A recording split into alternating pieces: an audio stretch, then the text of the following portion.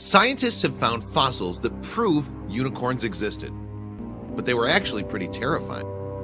Millions of children all over the world have grown up with tales of unicorns, with their imaginations fed by the pretty creatures in movies like Legend and the Harry Potter franchise, not to mention My Little Pony.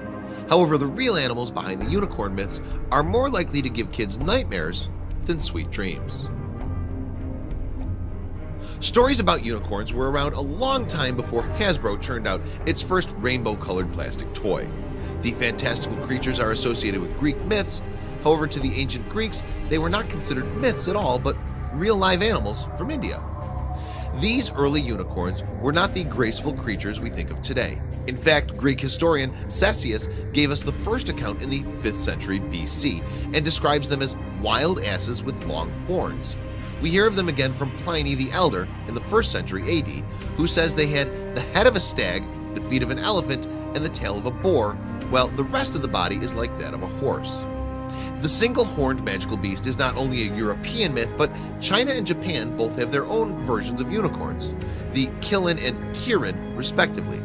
The Qilin was said to appear before the birth or death of someone important. It wasn't particularly horse-like though, with a curled horn and a scaly green deer's body and a lion's head. Some people believe the Bible contains references to unicorns, although most scholars say this is actually a mistranslation of the Hebrew word re'em. These creatures are mentioned 9 times in the Bible, where they're symbols of strength, but the word most likely refers to an ancient variety of ox. Strength continued to be one of the attributes assigned to unicorns into the Middle Ages. An Alexandrian merchant and traveler from the 6th century, Cosmas Indikapliostis, passed on Ethiopian accounts of the unicorn being a ferocious beast with its power originating in its horn. Saint Isidore of Seville, who lived in the 7th century, also described the unicorn as a strong animal able to kill elephants by stabbing them in the stomach. During this time, unicorns weren't all mystical horses yet, sometimes still being described as more like asses or goats. In medieval times, many also thought that unicorn horns were composed of a substance called alicorn. They were believed to have magical properties capable of neutralizing poison and curing mental and physical disease. One group to profit especially from this belief were the Vikings, who ran a thriving trade in narwhal horns from the Arctic Ocean, which they sold as unicorn horns. Other real animals that may have inspired the unicorn myth are the Oryx, Eland, and Oryx, and perhaps 2-horned animals that lost a horn through mutation or a fight.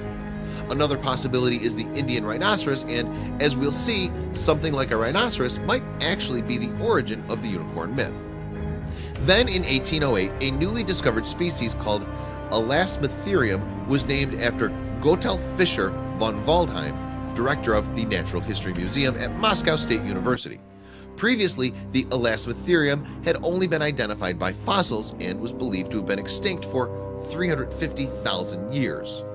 Brandt suspected the Siberian Elasmotherium of being the basis of a Tatar myth about a unicorn with a gigantic horn. However, since the Elasmotherium was thought to have disappeared about 350,000 years ago, no humans would have been around to see them.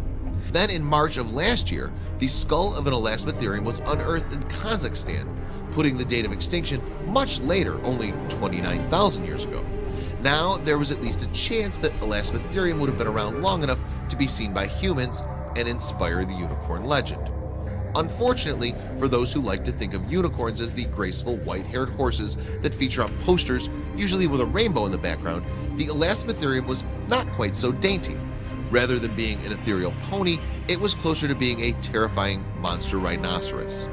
The Siberian Elasmotherium would have been an intimidating sight, standing around 6 or 7 feet tall and 15 feet long, most likely covered in fur like a mammoth. These mighty animals weighed 4.5 tons.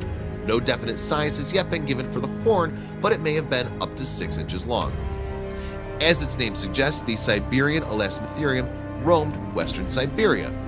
They were also to be found in southwestern Russia and further south into Eastern Europe.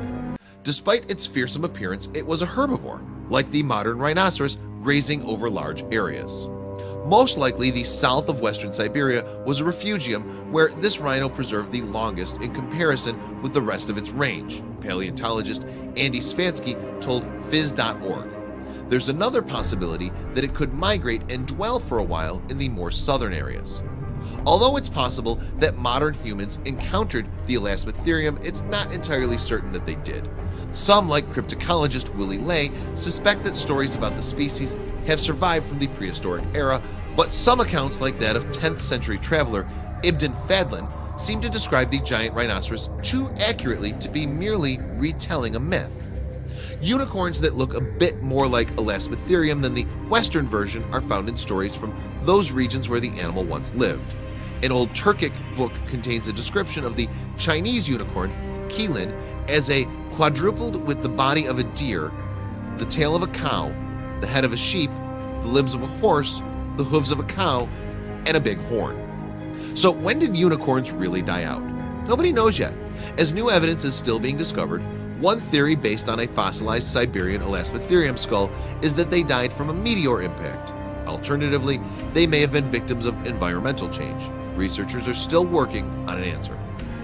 19th century scientists speculated that the Elasmotherium must have had a single horn. The whole analogy with the rhinoceros points with the greatest certainty to the previous existence of a horn, wrote Russian zoologist Alexander Brandt, which, to judge from the size of the blood vessels once encircling the base, must have possessed enormous dimensions.